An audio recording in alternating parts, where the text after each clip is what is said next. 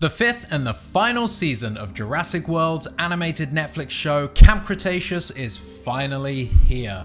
It's been one hell of a journey with our favourite campers, and along the way the writers and animators have treated fans to many nods, teases and Easter eggs hidden within the show.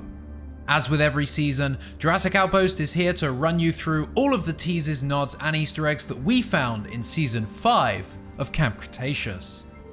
Be sure to comment along if you noticed the egg yourself, and if we missed one, be sure to tell us off in the comments. Let's dive in. Right off the bat, in the very first episode, it is revealed to us that Kenji's father, Daniel Kahn, was an investor in Simon Masrani's Jurassic World. I thought you worked with Masrani. You run Manticore now? Yes, Kenji, a lot's changed. I took over at Manticore after Jurassic World went down. While giving the campers some much needed context, Kenji's father states, after the Jurassic World incident, the world turned on dinosaurs. While the timeline does still place this story before Fallen Kingdom, this gives us a bit of an insight into how the public perceived a second dinosaur park failing. Hey, do I know you?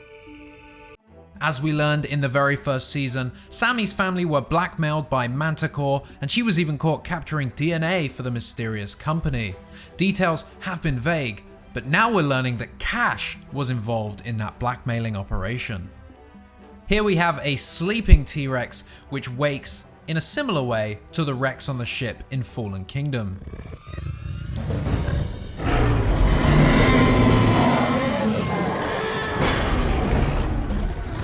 These two velociraptors fighting, echoing the two battling raptors in the Lost World. In the background you'll notice an anchor on the wall. Daniel Kahn certainly does love all things sailing, which we learn in Season 3. We have two Tyrannosaurs here, and Kenji states, just a parent who really wants to be with her kid. Which is similar to the two T-Rexes in the Lost World. And what Jurassic story would be complete without some ice cream? They were all melting. Episode 2 kicks us off with the return of Firecracker, the baby Brachiosaurus. The kids jump behind a log and hide from the T-Rex here, playing out the same action seen in Jurassic Park. We're not quite sure why, but this close-up T-Rex roar reminded us of the waterfall sequence in the Lost World. And back in Darius's bedroom, we see a poster of the 1993 Isla Nublar Visitors Center on the wall. What better way to tease an approaching predator? Classic.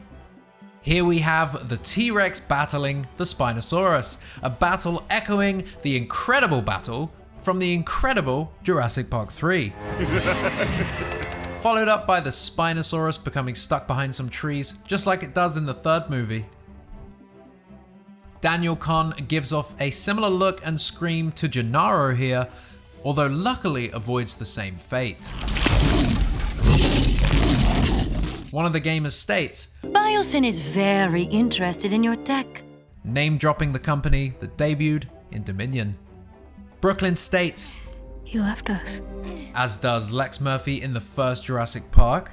He left us! He left us! But that's not what I'm gonna do. And the return of Isla Nublar. We're back on the very same dock, and there's even two brachiosaurs there to welcome the guests.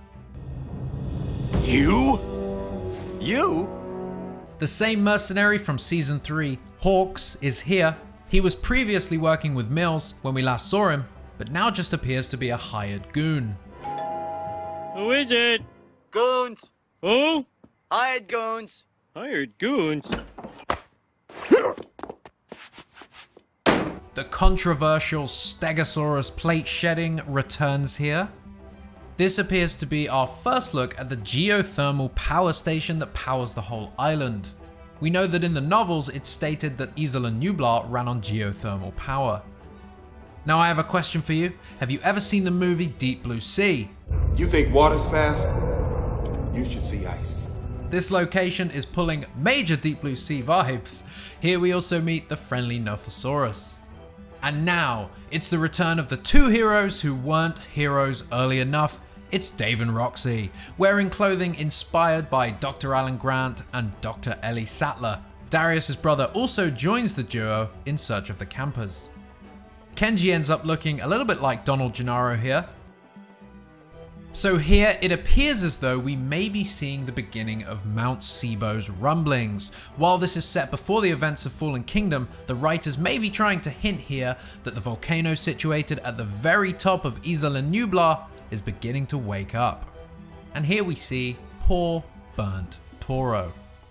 Darius' brother is told to keep quiet and not shout, just like Amanda Kirby is in Jurassic Park 3. Dr. Grant says that's a bad idea. Dr. Grant says that. Well, what's the good of hiring an expert if we're not going to use his advice? And look who it is. It's Chaos. Back at camp here, the compies are coming out to play. Darius' brother steps in the same footprint that Darius does. While Brooklyn and co are trying to save dinosaurs and not people, this scene gives off major The Lost World vibes and is complete with Brooklyn shifting gears like a true Eddie Carr.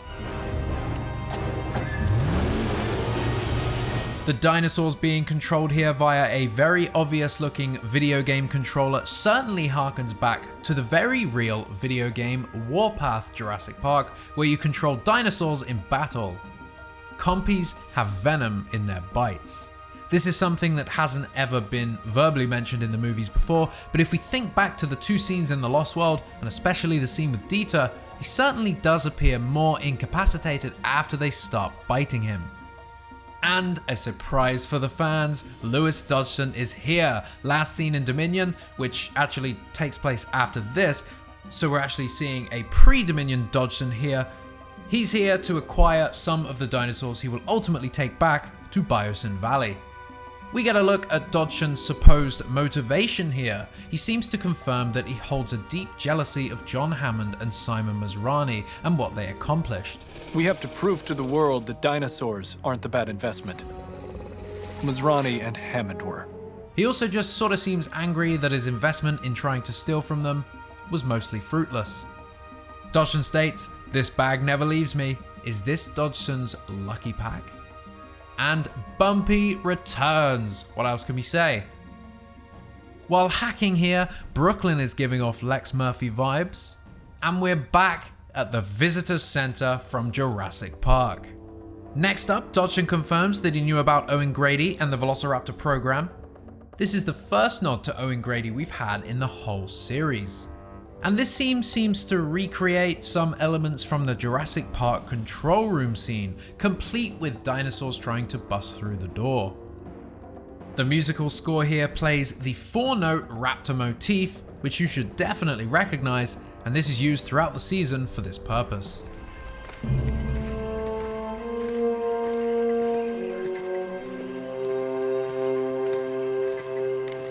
Providing an answer to how the Barbasol canister ended up in Lewis Dodgson's office all the way from Isla Nublar. Here he says 25 years by mistake, but it should actually be 22. They're counting from the Fallen Kingdom date for some reason. While we are still on Isla Nublar here, we now see a brand new color for this species. Dodgson also gets up close with this species before, well, you know what happens. The compies are out for blood this season and bring down this gamer the same way they swarm and bring down Dieter in The Lost World. This death also nods to Hammond's in the original Jurassic Park novel. Rebel and Angel, the Spinoceratops hybrids, return here. And we have the return of a watering hole, something that was utilized in the second season. Here we return to the Poacher's Camp from the second series. Feels like so long ago now. The Ceratosaurus is here, in Jurassic Park 3 colors no less. And this is really interesting. The parasaurs here are exhibiting geriatric care, caring for their elderly in a way never really seen before in this species.